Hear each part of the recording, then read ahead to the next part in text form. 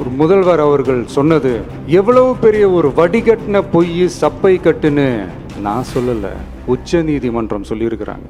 அவங்க சொன்னதெல்லாம் கொஞ்சம் என்னன்னு கொஞ்சம் லைட்டாக பார்ப்போமா?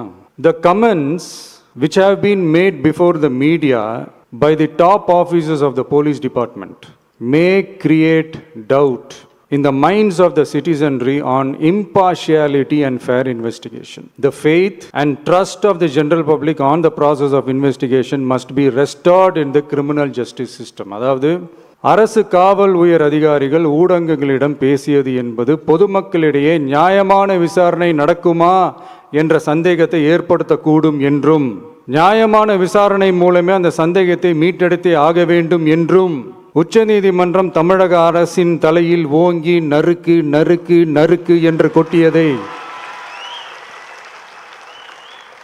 முதல்வர் அவர்கள் மறந்துட்டாரா? மாண்பமை சென்னை உயர்நீதிமன்றத்தின் மாண்புமிகு நீதியரசர் SIT அமைத்து உத்தரவிட்டார் அல்லவா?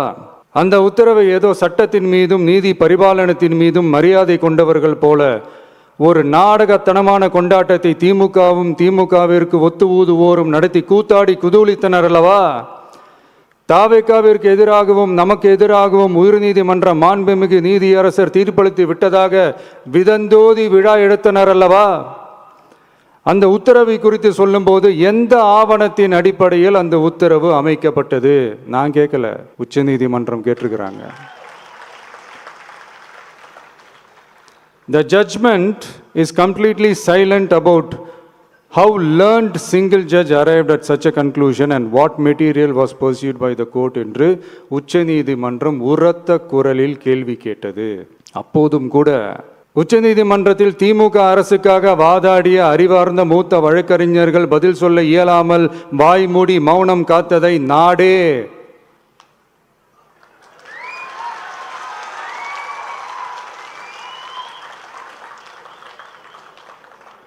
பார்த்ததல்லவா?